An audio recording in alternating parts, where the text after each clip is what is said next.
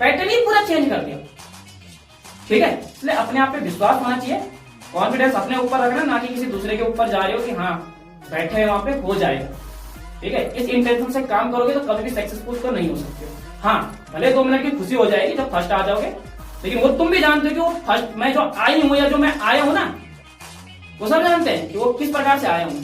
तो वो 2 मिनट के लिए खुश तो हो जाएगा आदमी, लेकिन आगे के लिए जब वो तैयारी करेगा ना, और जब आगे कुछ नहीं आएगा, फिर वहां पे सोचेगा यार बहुत बड़ी मिस्टेक करती मैंने कि पीछे पढ़ा नहीं। तो मैं ये चाहता हूं कि देखो, नंबर के लिए तो पढ़ना ही है, लेकिन नंबर के साथ साथ नॉलेज के लिए भी पढ़ना है।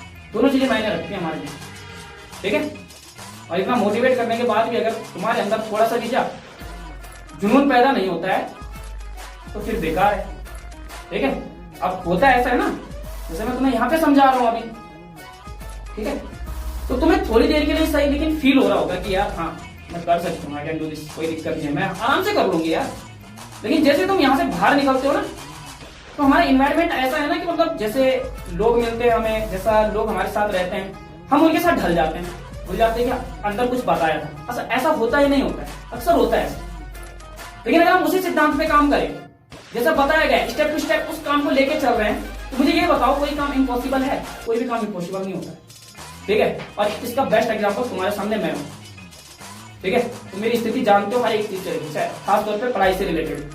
मेरे लिए चीजें बहुत टफ थी। टफ छोड़ो, मुझे तो कुछ समझ में भी नहीं आता था पहले। इंटीग्रेशन और समाकलन एक ही चीज होता है, मुझे कम से कम पता नहीं कब पता चला। मैं तो बड़ा कंफ्यूज था, कभी कोई इंटीग्रेशन बोला, कोई समाकलन बोला, मेरा दिमाग चलता है। इंग्लिश में उसको इंटीग्रेशन बोलते हैं, हिंदी में समाकलन बोलते हैं।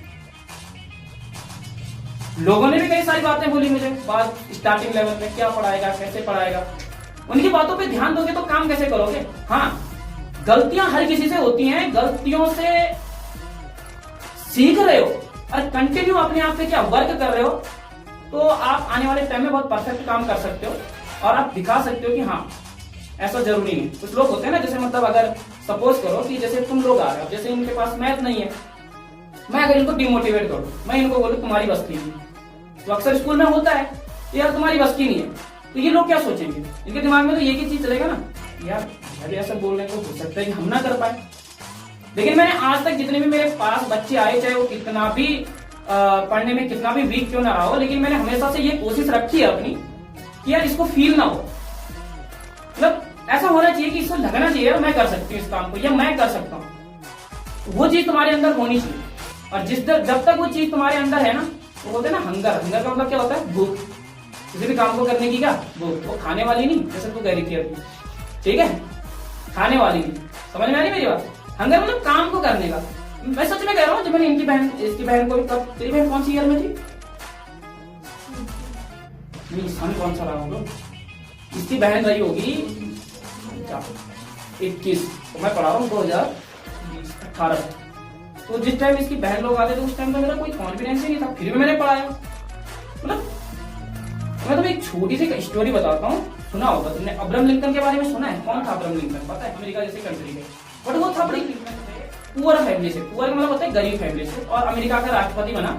तो मैंने एक दिन क्या कर रहा था, नेट पे मतलब पढ़ रहा था उनके बारे में, तो वहां पे एक चीज बड़ी अच्छी लिखी हुई थी कि उनके अंदर जो था ना विश्वास, कॉन्फिडेंस लेवल बड़ा हार्ड था उनका।